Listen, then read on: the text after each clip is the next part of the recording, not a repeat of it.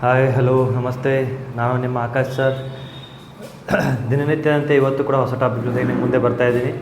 ಹಾಗಾಗಿ ಇವತ್ತಿನ ಇವತ್ತಿನ ಟಾಪಿಕ್ನ ವಿಶೇಷತೆ ಏನಪ್ಪ ಅಂತಂದರೆ ಅದು ಸಿಂಪಲ್. ಒಂದು ಹೊಸ ಟಾಪಿಕ್. ಇಲ್ಲಿ ಕಂಪಲ್ಸರಿ ಕ್ವಶನ್ಸ್ ಅಂತ ಇರೋದಿಲ್ಲ, ಬಟ್ ಸಮ್ಟೈಮ್ಸ್ ಕೇಳುವಂಥ ಕ್ವಶನ್ಸ್ಗಳು ಏನು ಮಾಡ್ತಾರೆ ಅಂತಂದರೆ ಈ ಟಾಪಿಕ್ ಮೇಲೆ ಬರ್ತವೆ. ಹಾಗಾಗಿ ಆದಷ್ಟು ಈ ಟಾಪಿಕ್ಗಳನ್ನ ಕವರ್ ಮಾಡ್ಕೊಂಡ್ರೆ ಒಂದು ನಾವು ಸೇಫ್ ಆಗಿರೋವಂಥ ಸೇಫ್ ಝೋನಲ್ಲಿರುವಂಥದ್ದು ಒಂದು. ಹಾಗೆ ಈ ಒಂದು ಟಾಪಿಕ್ನ ನಿಮ್ಮ ಮುಂದೆ ತೆಗೆದುಕೊಂಡು ಬರ್ತಾ ಇದ್ದೀನಿ. ಹಾಗಾದರೆ ಯಾವುದು ಈ ಟಾಪಿಕ್ ಅಪ್ಪ ಅಂತಂದರೆ ಅದು ಕೊಳವೆ ಮತ್ತು ತೊಟ್ಟಿಗಳು ಅಂತ ಒಂದು ಟಾಪಿಕ್ ಇದೆ. ಈ ಕೊಳವೆ ಮತ್ತು ತೊಟ್ಟಿಗಳು ಅಂತಂದ್ರೆ ಬಂದಾಗ ಕೆಲವೊಂದಿಷ್ಟು ನೀವು ಸಿಂಪಲಾಗಿ ನೋಡ್ಕೊಳ್ಬೇಕಂತಂದರೆ ಒಂದು ಸಿಂಪಲ್ ಕಾನ್ಸೆಪ್ಟ್ ನಿಮಗೆ ಹೇಳಬೇಕಂತಂದರೆ ಯಾವ ರೀತಿಯಾಗಿ ಅಂತಂದರೆ, ಈ ಊರಲ್ಲಿ ಬರುವಂಥ ನೀರಿನ ಟ್ಯಾಂಕ್ಗಳಿರ್ತಾವಲ್ಲ, ಆ ನೀರಿನ ಟ್ಯಾಂಕ್ಗಳಲ್ಲಿ ತುಂಬಬೇಕಾದ್ರೆ ಎಷ್ಟು ಟೈಮ್ ತೆಗೆದುಕೊಳ್ತೇವೆ, ಒಂದು ಟ್ಯಾಂಕನ್ನು ತುಂಬಬೇಕಾದ್ರೆ ತೆಗೆದುಕೊಳ್ಳುವಂಥ ಸಮಯ ಮತ್ತು ಅದನ್ನು ಖಾಲಿ ಮಾಡಬೇಕಾದ್ರೆ ತೆಗೆದುಕೊಳ್ಳುವಂಥ ಸಮಯಗಳಾದ ಮೇಲೆ ಏನು ಮಾಡ್ತಾರಪ್ಪ ಅಂತಂದರೆ ಈ ಕ್ವಶನ್ಸ್ಗಳನ್ನು ಜಾಸ್ತಿಯಾಗಿ ಕೇಳ್ತಾ ಹೋಗ್ತಾರೆ. ಹಾಗಾಗಿ ಯಾವ ರೀತಿಯ ತೊಟ್ಟಿಗಳನ್ನು ಖಾಲಿ ಮಾಡಬೇಕು ಅಥವಾ ಅದನ್ನು ತುಂಬಿದಂಥ ತೊಟ್ಟಿಯನ್ನು ಖಾಲಿ ಮಾಡೋದು ಮತ್ತು ಆ ತೊಟ್ಟಿಯನ್ನು ತುಂಬುವಂಥದ್ದು ಸಮಯ ಮತ್ತು ಅಲ್ಲೇ ಇಲ್ಲಿ ಸಿಂಪಲಾಗಿ ನೋಡ್ತೀವಿ ನೀವು, ಟ್ಯಾಂಕನ್ನು ಗಂಟೆಗಳಲ್ಲಿ ಖಾಲಿ ಮಾಡಬಹುದಾದ ಕೊಳವೆಗಳು ಎಷ್ಟು ರೀತಿಯ ಕೊಳವೆಗಳು, 1 ಕೊಳವೆ 2 ಕೊಳವೆ 3 ಕೊಳವೆ, ರೈಟ್. ತುಂಬಬೇಕಾದರೆ ತೆಗೆದುಕೊಳ್ಳುವಂಥ ತೊಟ್ಟಿಗಳು ಎಷ್ಟು, 1 2 3, ಎಷ್ಟು ಗಂಟೆಗಳಲ್ಲಿ ತುಂಬುತ್ತದೆ, ಎಷ್ಟು ಗಂಟೆಗಳಲ್ಲಿ ಖಾಲಿ ಆಗುತ್ತದೆ ಅನ್ನುವಂಥ ಕಾನ್ಸೆಪ್ಟ್ಗಳ ಮೇಲೆ ಏನು ಮಾಡ್ತಾರಪ್ಪ ಅಂತಂದರೆ ಈ ಒಂದು ಕೊಳವೆಗಳು ಮತ್ತು ತೊಟ್ಟಿಗಳನ್ನು ಏನು ಮಾಡ್ತಾರೆ ಕ್ವಶನ್ಗಳನ್ನು ಕೇಳ್ತಾ ಹೋಗ್ತಾರೆ.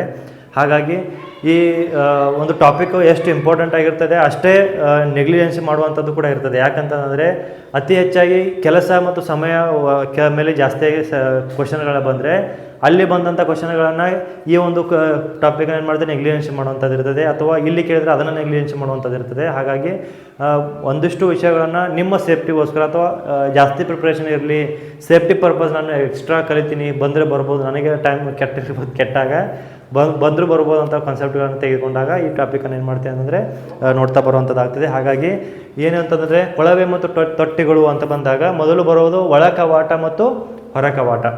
ಅಂದರೆ ಇಲ್ಲಿ ಒಳ ಕವಾಟ ಮತ್ತು ಹೊರ ಕವಾಟ ಅಂತಂದರೆ ಹೇಳ್ತಾರೆ, ಇಲ್ಲಿ ಒಂದು ಟ್ಯಾಂಕು ಅಥವಾ ಒಂದು ಸಂಗ್ರಹಕ್ಕೆ ಸಂಪರ್ಕಿಸುವ ಮತ್ತು ಅದನ್ನು ತುಂಬಿಸುವ ಕೊಳವೆಗೆ ಒಳ ಕವಾಟ ಅಂತ ಏನು ಮಾಡ್ತಾರೆ ಇಲ್ಲಿ ಹೇಳ್ತಾರೆ. ಅಂದರೆ ಒಳ ಕವಾಟ ಅಂತಂದರೆ ಒಂದು ಟ್ಯಾಂಕನ್ನು ಇರ್ಬೋದು, ಒಂದು ಸಂಗ್ರಹಾರ ಇರ್ಬೋದು, ತೊಟ್ಟಿ ಇರ್ಬೋದು, ಅದನ್ನು ತುಂಬುವುದಕ್ಕೆ ಉಪಯೋಗ ಮಾಡುವಂಥ ಒಂದು ಏನು ಕೊಳವೆಗೆ ಏನು ಹೇಳ್ತೇವೆ ಅಂತಂದರೆ ಒಳ ಕವಾಟ ಅಂತ ಹೇಳ್ತೀವಿ.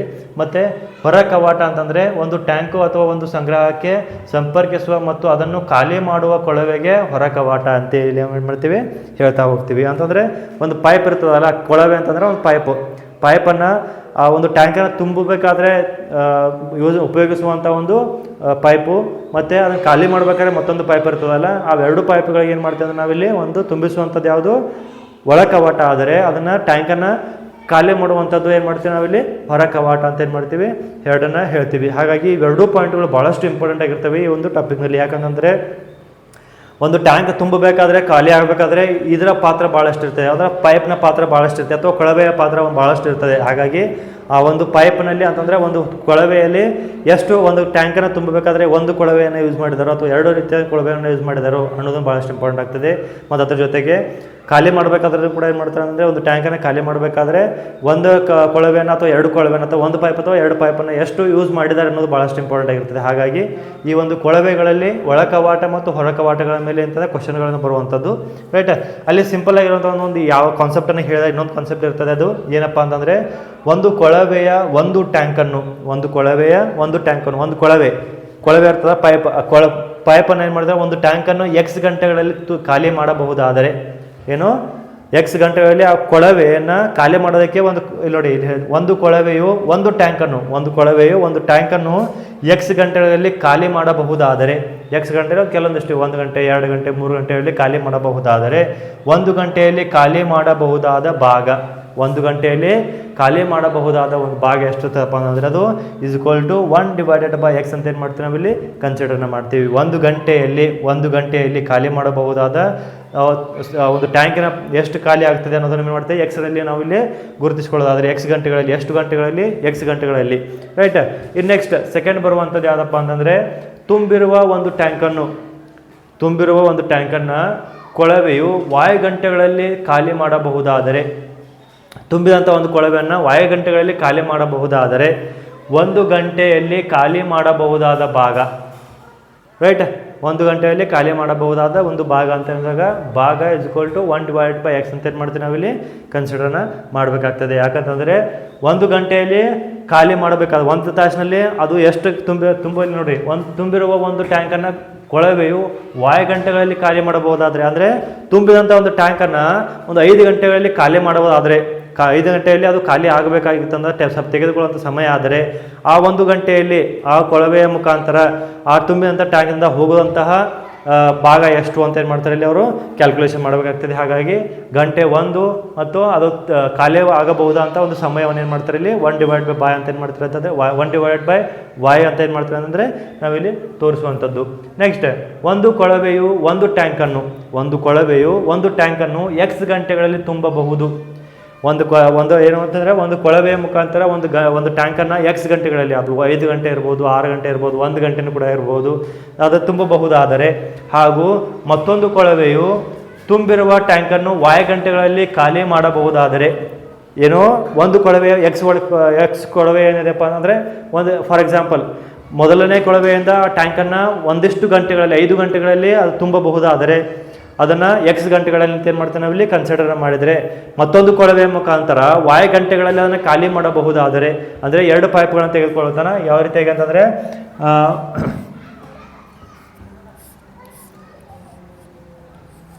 ಇದು ಕೊಳವೆ ತುಂಬುವ ಕೊಳವೆ, ಮತ್ತು ಇನ್ನೊಂದು ಬಿ ಖಾಲಿ ಮಾಡುವಂಥ ಕೊಳವೆಯನ್ನು, ರೈಟ್.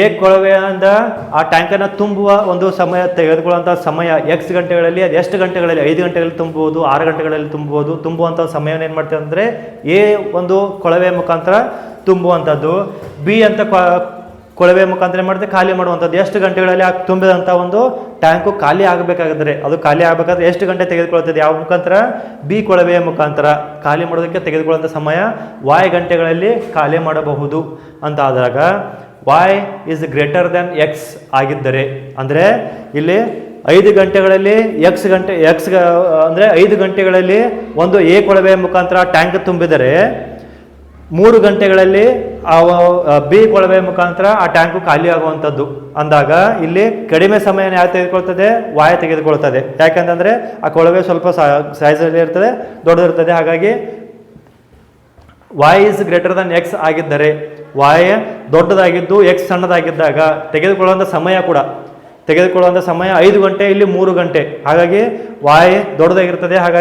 ಹಾಗಾದರೆ 2 ಕೊಳವೆಯನ್ನು ಒಟ್ಟಿಗೆ ತೆರೆದರೆ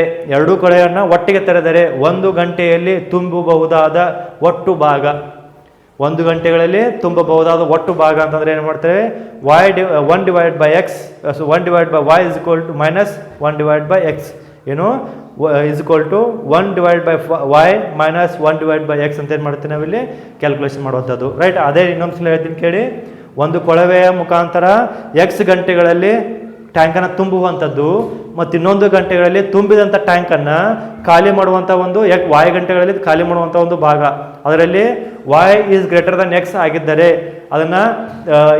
ಆಗಿದ್ದರೆ ಎರಡೂ ಕೊಳವೆಯನ್ನು ಒಟ್ಟಿಗೆ ಸ್ಟಾರ್ಟ್ ಮಾಡಿದಾಗ, ಎರಡೂ ಕೊಳವೆಗಳನ್ನ ಒಟ್ಟಿಗೆ ಸ್ಟಾರ್ಟ್ ಮಾಡಿದಾಗ 1 ಗಂಟೆಗಳಲ್ಲಿ ತುಂಬಬಹುದಾದ ಒಟ್ಟು ಭಾಗ ಅಂತ ಏನು ಮಾಡ್ತಾರೆ ಇಲ್ಲಿ ಕೇಳುವಂಥದ್ದು, ರೈಟ್.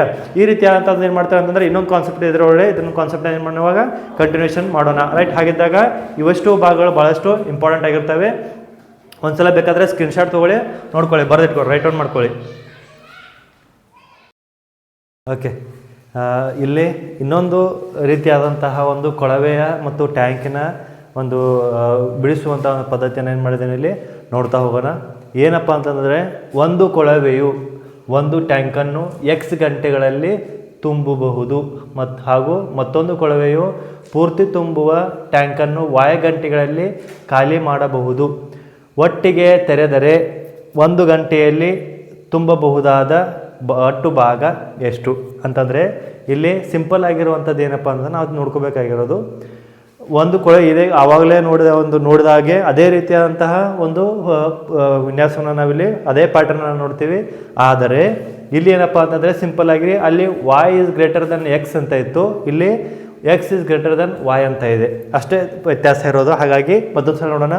ಒಂದು ಕೊಳವೆಯು ಒಂದು ಟ್ಯಾಂಕನ್ನು ಎಕ್ಸ್ ಗಂಟೆಗಳಲ್ಲಿ ತುಂಬಬಹುದು ಹಾಗೂ ಮತ್ತೊಂದು ಕೊಳವೆಯು ಪೂರ್ತಿ ತುಂಬಿರುವ ಟ್ಯಾಂಕನ್ನು y ಗಂಟೆಗಳಲ್ಲಿ ಖಾಲಿ ಮಾಡಬಹುದು ಅಂದಾಗ ಎಕ್ಸ್ ಏನಾಗ್ತದೆ ಅಂದರೆ ತುಂಬುವಂಥ ಗಂಟೆಯನ್ನು ಹೇಳಿದರೆ y ಏನು ಹೇಳ್ತದೆ ಅದನ್ನು ಖಾಲಿ ಮಾಡುವಂಥ ಗಂಟೆಯ ಬಗ್ಗೆ ಏನು ಮಾಡ್ತದೆ ಹೇಳ್ತದೆ. ಹಾಗಾದರೆ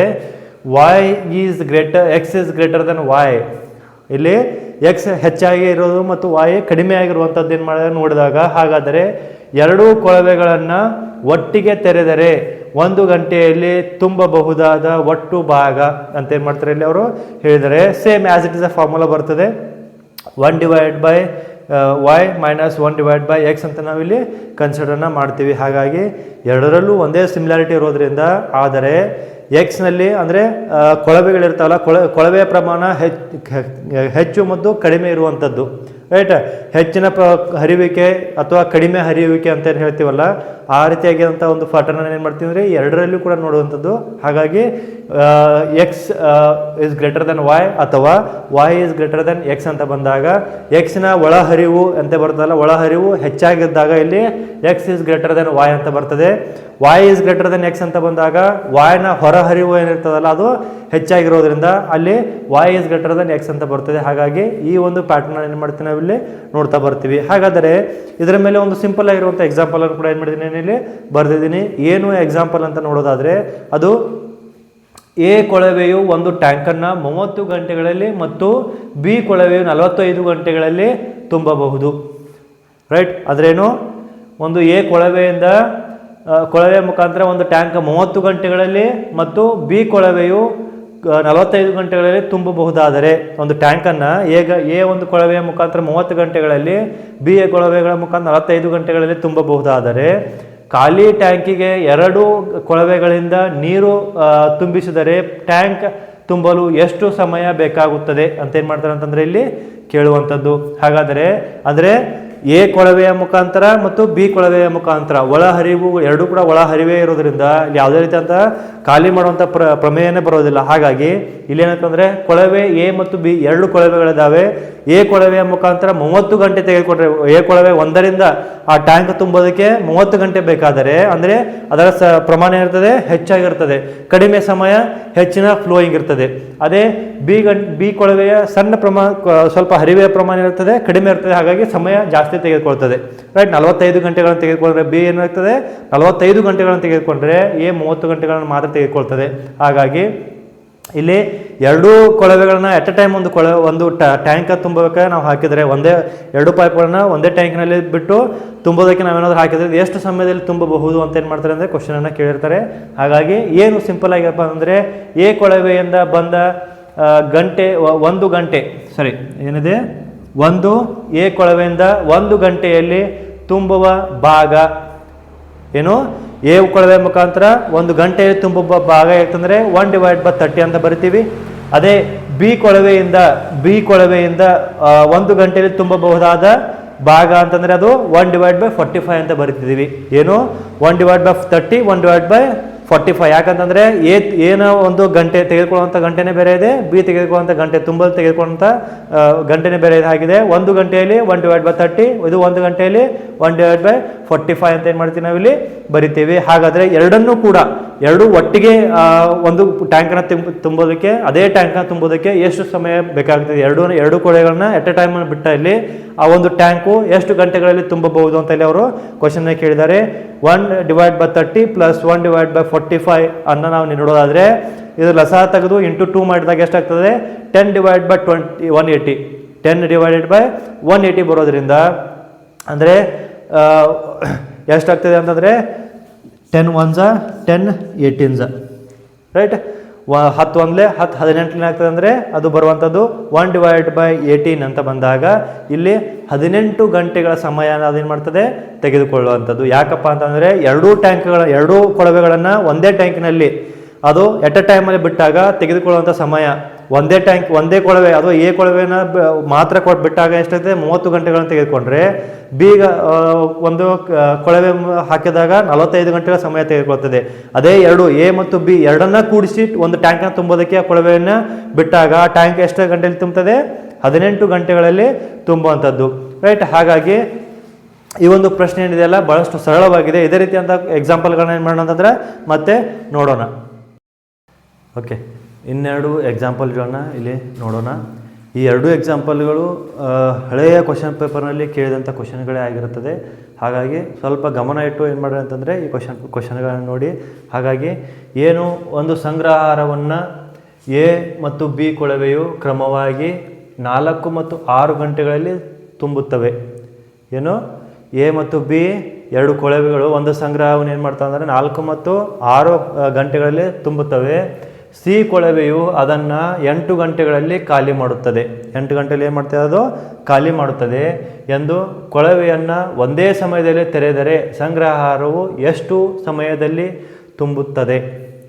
ಏನು ಒಂದೇ ಸಮಯದಲ್ಲಿ ತೆರೆದರೆ, ಎಲ್ಲ ಕೊಳವೆಗಳನ್ನು ಒಂದೇ ಸಮಯದಲ್ಲಿ ತೆರೆದರೆ ಸಂಗ್ರಹವು ಎಷ್ಟು ಸಮಯದಲ್ಲಿ ತುಂಬುತ್ತದೆ ಅಂತ ಏನು ಮಾಡ್ತಾರೆ ಅಂತಂದರೆ ಇಲ್ಲಿ ಕ್ವಶನನ್ನು ಕೇಳಿರ್ತಾರೆ. ಹಾಗಾಗಿ ಸಂಗ್ರಹಾರವು 1 ಗಂಟೆಯಲ್ಲಿ ತುಂಬಬಹುದಾದ ಭಾಗ ಅಂದರೆ ಸಿಂಪಲ್ ಆಗಿ ನಾವು ಇಲ್ಲಿ ನೋಡೋದೇನಪ್ಪ ಅಂತಂದರೆ 3 ಕೊಳವೆಗಳನ್ನು ನಾವಿಲ್ಲಿ ಗಮನಿಸ್ಬೋದು. ಯಾವ್ಯಾವ 3 ಕೊಳವೆಗಳು? ಎ, ಬಿ ಮತ್ತು ಸಿ.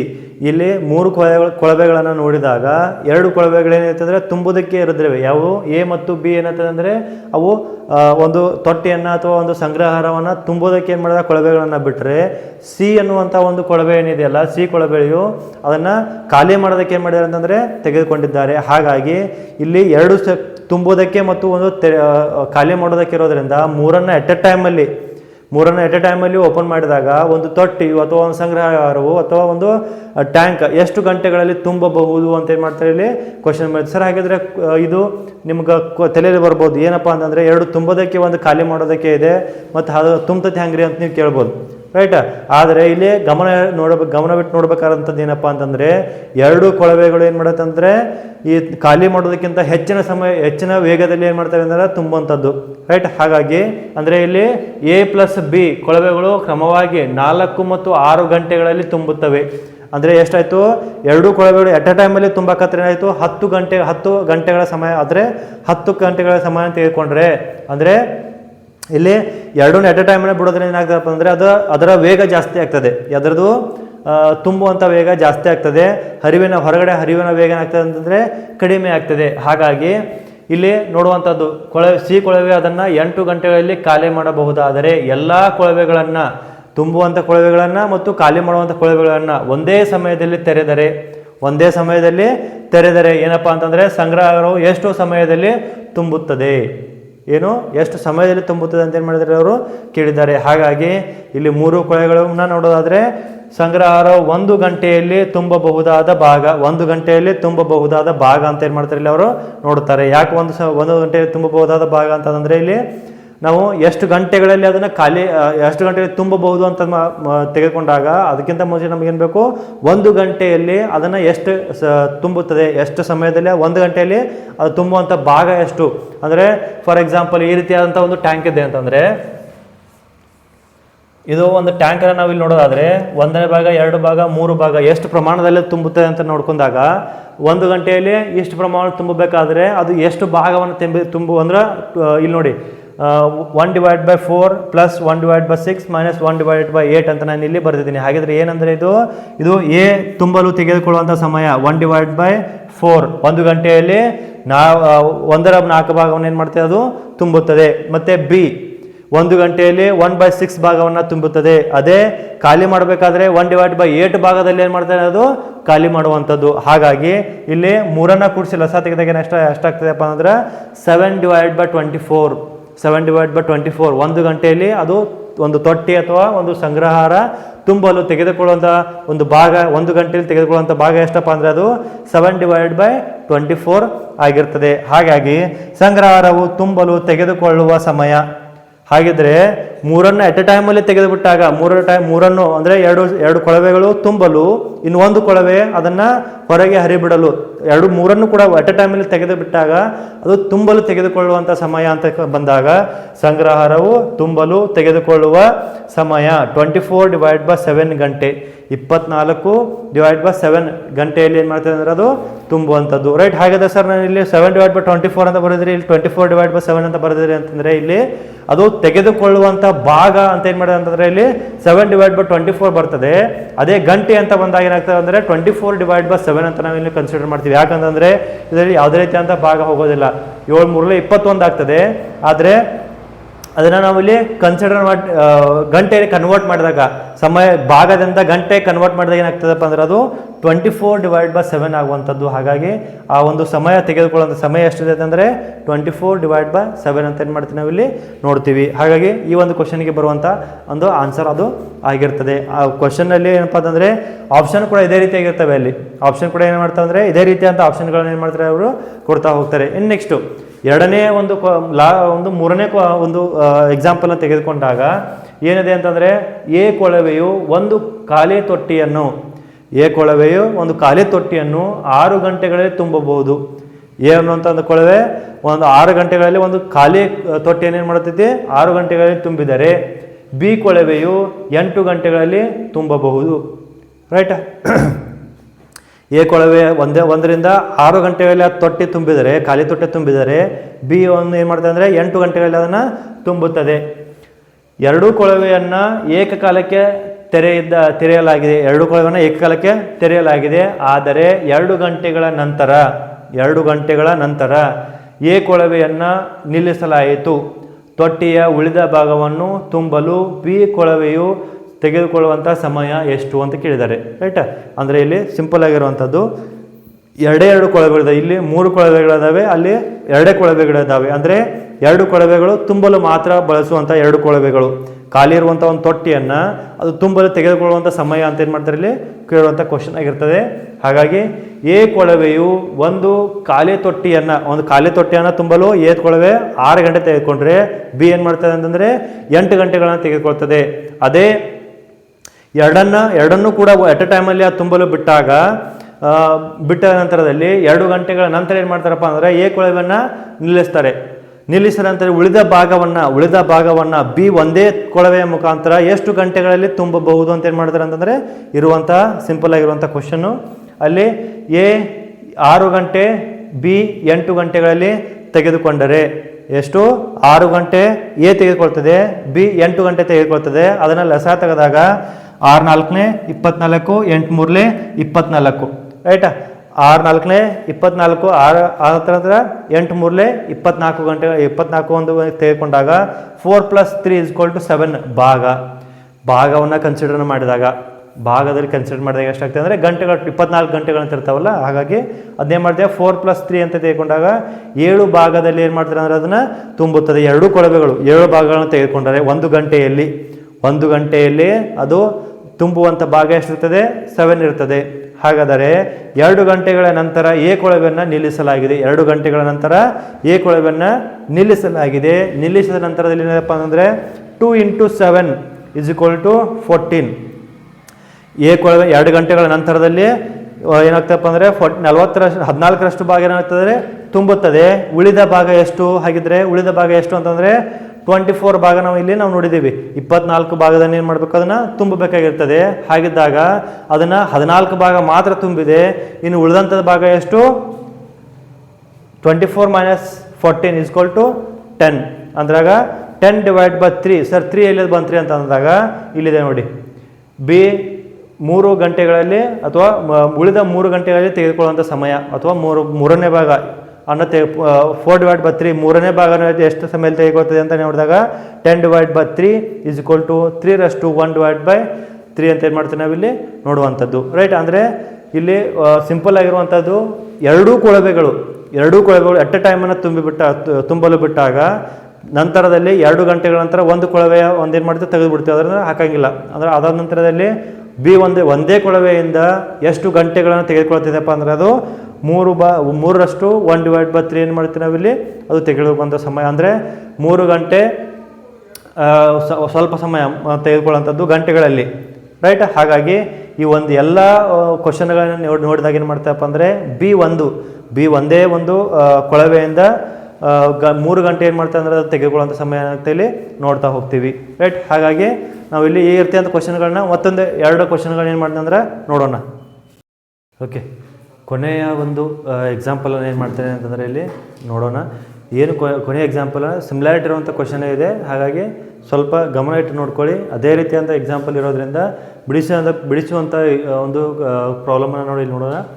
ಒಂದು ಖಾಲಿ ಸಂಗ್ರಹವನ್ನು ಎ ಕೊಳವೆಯು 10 ಗಂಟೆಗಳಲ್ಲಿ ತುಂಬಬಹುದು ಮತ್ತು ಬಿ ಕೊಳವೆಯು 15 ಗಂಟೆಗಳಲ್ಲಿ ತುಂಬಬಹುದು. ಸಿ ಕೊಳವೆಯು ಪೂರ್ತಿ ತುಂಬಿದ ಸಂಗ್ರಹಾರವನ್ನು 12 ಗಂಟೆಗಳಲ್ಲಿ ಖಾಲಿ ಮಾಡಬಲ್ಲದು. ಸಂಗ್ರಹಾರ ಖಾಲಿ ಇದ್ದಾಗ 3 ಕೊಳವೆಗಳನ್ನು ಏಕಕಾಲಕ್ಕೆ ತೆರೆದರೆ ಸಂಗ್ರಹವು ಅರ್ಧದಷ್ಟು ತುಂಬಲು ತೆಗೆದುಕೊಳ್ಳುವ ಸಮಯವೆಷ್ಟು ಅಂತ ಏನು ಮಾಡಿದ್ದಾರೆ ಅಂತಂದರೆ ಕ್ವಶನ್ ಕೇಳಿದ್ದಾರೆ. ಅಂದರೆ ಇಲ್ಲೂ ಕೂಡ ಏನು ಮಾಡಿದಾರಪ್ಪ ಅಂತಂದರೆ 3 ಕೊಳವೆಗಳಿದ್ದಾವೆ, ಎ ಮತ್ತು ಬಿ ರೈಟ್. ಎ ಮತ್ತು ಬಿ 2 ಕೊಳವೆಗಳನ್ನು ಏನು ಮಾಡ್ತಾರೆ ತುಂಬೋದಕ್ಕೆ ಬಿಟ್ಟರೆ, ಸಿ ಕೊಳವೆ ಏನಪ್ಪ ಅಂದರೆ ಅದನ್ನು ಖಾಲಿ ಮಾಡೋದಕ್ಕೆ ಏನು ಮಾಡಿದ್ದಾರೆ ಅಂತಂದರೆ ಕೊಳವೆಯನ್ನು ಬಿಟ್ಟಿರ್ತಾರೆ. ಹಾಗಾಗಿ ಎ ಕೊಳವೆ 10 ಗಂಟೆಗಳಲ್ಲಿ 10 ಗಂಟೆಗಳನ್ನು ತೆಗೆದುಕೊಂಡ್ರೆ ಬಿ ಕೊಳವೆ ಎಷ್ಟಾಗಿ ತಗೋದ್ರೆ 15 ಗಂಟೆಗಳು. ಬಿ ಕೊಳವೆಯು 15 ಗಂಟೆಗಳನ್ನು ತುಂಬಲು ತೆಗೆದುಕೊಳ್ಳುವಂಥ ಸಮಯಗಳು ಯಾವುದು? 10 ಮತ್ತು 15. ಎ 10, ಬಿ 15 ಗಂಟೆಗಳನ್ನು ತೆಗೆದುಕೊಂಡರೆ ಸಿ ಅದೇ ತುಂಬಿದ ಕೊಳವೆಯನ್ನು ಸಿ 12 ಗಂಟೆಗಳಲ್ಲಿ ಏನು ಮಾಡ್ತಾರೆ ಅಂದರೆ ಖಾಲಿ ಮಾಡಲು ತೆಗೆದುಕೊಳ್ಳುವಂಥ ಸಮಯ ರೈಟ್. ಹಾಗಿದ್ದರೆ ನಿಮಗೆ ಇಲ್ಲಿ ಒಂದು ಕಾನ್ಸೆಪ್ಟ್ ನಿಮಗೆ ಗೊತ್ತಿರಲೇಬೇಕಂತದೇನಪ್ಪ ಅಂತಂದರೆ, ಒಂದು ಕೊಳವೆ ತುಂಬಲು ಕಡಿಮೆ ಸಮಯ ತೆಗೆದುಕೊಂಡಾಗ ಕೊಳವೆಯ ಗಾತ್ರ ಏನಿರ್ತದೆ ದೊಡ್ಡದಾಗಿರ್ತದೆ, ಅಂದರೆ ನೀರಿನ ಹರಿವು ಜಾಸ್ತಿ ಆಗಿರ್ತದೆ ಅನ್ನಂಗೆ ಅರ್ಥ ರೈಟ್. ಆ ಒಂದು ಕೊಳವೆಯಿಂದ ಹೆಚ್ಚಿನ ಗಂಟೆಗಳನ್ನು ತೆಗೆದುಕೊಂಡರೆ ಅದರ ಸೈಜ್ ಅಥವಾ ಹರಿವು, ಆ ನೀರಿನ ಹರಿವು, ಆ ಕೊಳವೆಯಲ್ಲಿ ನೀರಿನ ಹರಿವು ಏನಾಗ್ತದೆ ಅಂದರೆ ಕಡಿಮೆ ಪ್ರಮಾಣದ ಇರ್ತದೆ, ಕಡಿಮೆ ನೀರಿನ ಹರಿವು ಅಲ್ಲಿ ಕಂಡು ಬರ್ತದೆ. ಹಾಗಾಗಿ ಏನು ನಿಮಗೆ ಗೊತ್ತಿರಬೇಕಾದಂಥ ವಿಷಯ ಏನಪ್ಪ ಅಂದರೆ ಇದೆ, ಕಡಿಮೆ ಸಮಯ ತೆಗೆದುಕೊಂಡಾಗ ನೀರಿನ ಹರಿವು ಜಾಸ್ತಿ ಆಗಿರ್ತದೆ, ಸಮಯ ಜಾಸ್ತಿ ತೆಗೆದುಕೊಂಡ್ರೆ ನೀರಿನ ಹರಿವು ಕಡಿಮೆ ಇರ್ತದೆ. ಅದು ನಿಮಗೆ ಭಾಳಷ್ಟು ನೆನಪಿನಲ್ಲಿರಬೇಕು. ಹಾಗಾಗಿ ಈ ಒಂದು ಕೊಳವೆ ಎ 10 ಗಂಟೆಯಲ್ಲಿ ತೆಗೆದುಕೊಂಡ್ರೆ ಬಿ ಎಷ್ಟಾಗಿ ತೆಗೆದುಕೊಳ್ತದೆ 15 ಗಂಟೆಗಳು. ಹಾಗಿದ್ದಾಗ ಎ ಕೊಳವೆ ಏನಾಗುತ್ತೆ ಅಂದರೆ ನೀರಿನ ಹರಿವು ಏನಿಸ್ತದೆ ಜಾಸ್ತಿ ಇರ್ತದೆ, ಬಿ ಕೊಳವೆಯ ನೀರಿನ ಹರಿವು ಕಡಿಮೆ ಇರ್ತದೆ. ಹಾಗಾಗಿ ಇಲ್ಲಿ ನೋಡಿ, ಸಿ ಕೊಳವೆಯ ಪೂರ್ತಿ ತುಂಬಿದ ಸಂಗ್ರಹವನ್ನು 12 ಗಂಟೆಗಳಲ್ಲಿ ಖಾಲಿ ಮಾಡಬಹುದು. ಹಾಗಿದ್ದರೆ 10 ಮತ್ತು 15 ಮಧ್ಯದಲ್ಲಿ ಇದೆ ಏನು ಮಾಡ್ತದೆ ಅಂದರೆ ನೀರಿನ ಹರಿವು ಇರುವಂಥದ್ದು ರೈಟ್. ಹಾಗಾಗಿ ಅದನ್ನು ಗಮನದಲ್ಲಿ ಇಟ್ಕೋಬೇಕು. ಸಂಗ್ರಾಹಕ ಖಾಲಿ ಇದ್ದಾಗ 3 ಕೊಳವೆಯನ್ನು ಏಕಕಾಲಕ್ಕೆ, ಅದು ಆ ಒಂದು ಗ್ರಾಹಕ ಕೊಳವೆ ಅಥವಾ ತೊಟ್ಟಿ ಅಥವಾ ಅದು ಸಂಗ್ರಹಾರ ಅಥವಾ ಒಂದು ಟ್ಯಾಂಕ್ ಖಾಲಿ ಇರುವಂಥ ಒಂದು ಟ್ಯಾಂಕನ್ನು ಅಥವಾ ಸಂಗ್ರಹಾರನ ಅಥವಾ ಒಂದು ತೊಟ್ಟಿಯನ್ನು ಏನು ಮಾಡ್ತಾರೆ ಅಂತಂದರೆ 3 ಕೊಳವೆಯನ್ನು ಏಕಕಾಲಕ್ಕೆ ತೆರೆದು ಬಿಟ್ಟರೆ 2 ಇನ್ಫ್ಲೋ ಮತ್ತು ಒಂದು ಔಟ್ಫ್ಲೋ ಇರ್ತದೆ. ಅಂದರೆ ಒಳಹರಿವು ಮತ್ತು ಹೊರಹರಿವು ಅಂತ ಏನು ಮಾಡ್ತೇವೆ ನಾವಿಲ್ಲಿ ನೋಡ್ಕೊಳ್ಳೋದಾದರೆ 2 ಕೊಳವೆಗಳು ಒಳಹರಿವು ಇರ್ತದೆ, ಅಂದರೆ ತುಂಬಲು ಬಿಟ್ಟಾಗ ಒಂದು ಕೊಳವೆಯನ್ನು ಏನು ಮಾಡ್ತೇವೆ ಹೊರಗಡೆ ಹೊರ ಹರಿವನ್ನು ಬಿಟ್ಟಾಗ ಏನು ಮಾಡ್ತೇವೆ ಅಂದರೆ ಇಲ್ಲಿ ಎಷ್ಟು ಸಮಯವನ್ನು ಆ ಅರ್ಧದಷ್ಟು ತುಂಬಲು ತೆಗೆದುಕೊಳ್ಳುವಂಥ ಸಮಯವೆಷ್ಟು ಅಂತ ಏನು ಮಾಡ್ತಾರೆ ಅವರು ಹೇಳ್ತಾ ಬರ್ತಾರೆ. ಹಾಗಿದ್ದಾಗ ನಾವು ಸಿಂಪಲ್ ಆಗಿ ಸಂಗ್ರಾಹಕ 1 ಗಂಟೆಯಲ್ಲಿ ತುಂಬಬಹುದಾದ ಭಾಗ, 1 ಗಂಟೆಯಲ್ಲಿ ತುಂಬಬಹುದಾದ ಭಾಗ ಎಷ್ಟಿರ್ತಪ್ಪ ಅಂತಂದ್ರೆ 3 ಕೊಳವೆಗಳನ್ನು ನಾವಿಲ್ಲಿ ಎಟ್ ಎ ಟೈಮ್ ಬರ್ಕೋಬೇಕಾಗ್ತದೆ. ಯಾವ ರೀತಿಯಾಗಿ ಅಂತಂದರೆ 2 ಇನ್ಫ್ಲೋ ಇರ್ತದೆ, 1 ಔಟ್ಫ್ಲೋ ಇರ್ತದೆ, ಒಳಹರಿವು ಮತ್ತು ಹೊರಹರಿವು ಅಂತ ಅಂದಾಗ 1/10 ಯಾವುದಿದು ಎ ಕೊಳವೆಯ 1 ಗಂಟೆಯಲ್ಲಿ ತೆಗೆದುಕೊಳ್ಳುವಂಥ ಭಾಗ. ಮತ್ತು ನೆಕ್ಸ್ಟು ಬಿ ಎಷ್ಟು 1/15 ಇರ್ತದೆ. ಅದೇ ಸಿ ಖಾಲಿ ಮಾಡಲು ಹೊರಹರಿವು ಅಂತಂದಾಗ ನಾವಿಲ್ಲಿ ಮೈನಸ್ ತೆಗೆದುಕೊಳ್ತೇವೆ. ಹಾಗಾಗಿ 1/12 ಅಂತ ಬರ್ತದೆ. ಹಾಗಾಗಿ 6 + 4 - 5/60 ಅಂದಾಗ ಏನು ಮಾಡ್ತೀವಿ ನಾವಿಲ್ಲಿ ಲಸಹ ತೆಗೆದುಕೊಂಡಾಗ ಏನಾಗ್ತದೆ ಅಂದರೆ 6 + 4 - 50/60 ಅಂತ ಬರ್ತದೆ. ಹಾಗಿದ್ದಾಗ 6 + 4 10 - 5 ಅಂತಂದಾಗ 5/60 ಅಂತ ಏನು ಮಾಡ್ತೀವಿ ನಾವಿಲ್ಲಿ ನೋಡೋದಾದರೆ ಅದು ಬರುವಂಥದ್ದು ಎಷ್ಟಪ್ಪ ಅಂದರೆ 1/12. 5 1 5 12 5 10 50 5 11 55 5 12 60 ರೈಟ್. ಹಾಗಾಗಿ 1/12 ಅಂತ ಏನು ಮಾಡ್ತೀವಿ ನಾವಿಲ್ಲಿ 1 ಗಂಟೆಯಲ್ಲಿ ಅಥವಾ ತೆಗೆದುಕೊಳ್ಳುವಂಥ ಭಾಗ ಎಷ್ಟಿರ್ತದೆ 1 ಗಂಟೆಯಲ್ಲಿ 1/12. ಹಾಗಾದರೆ ಸಂಗ್ರಾಹಕ ಪೂರ್ತಿ ತುಂಬಲು ತೆಗೆದುಕೊಳ್ಳುವ ಸಮಯ 12 ಗಂಟೆ. ಎಷ್ಟು ಪೂರ್ತಿ ತುಂಬಲು ತೆಗೆದುಕೊಳ್ಳುವಂಥ ಸಮಯ ಎಷ್ಟು? ಅದು 12 ಗಂಟೆ. ಆದರೆ ಅದನ್ನೇನು ಮಾಡ್ತೀವಿ ನಾವಿಲ್ಲಿ ಅರ್ಧ, ಏನಕ್ಕೆ ಕೇಳಿದರೆ ಇಲ್ಲಿ ಅರ್ಧದಷ್ಟು ತುಂಬಲು, ಅದು ಪೂರ್ತಿ ತುಂಬಕ್ಕೆ ಎಷ್ಟು ಬೇಕು 12 ಗಂಟೆ ಬೇಕಾದರೆ ಸಂಗ್ರಾಹಕ ಅರ್ಧದಷ್ಟು ತುಂಬಲು ತೆಗೆದುಕೊಳ್ಳುವ ಸಮಯ ಎಷ್ಟು 12/2. 12 ಗಂಟೆಗಳನ್ನು ತೆಗೆದುಕೊಂಡ್ರೆ ಅದನ್ನು ಅರ್ಧದಷ್ಟು ಮಾಡ್ಬೇಕಾದ್ರೆ ನಾವಿಲ್ಲಿ /2 ಅಂತ ಮಾಡ್ತೀವಿ. ಹಾಗಾಗಿ ಅದು ಅರ್ಧದಷ್ಟು ತುಂಬಲು ತೆಗೆದುಕೊಳ್ಳುವಂಥ ಸಮಯ ಎಷ್ಟಿರ್ತದೆ?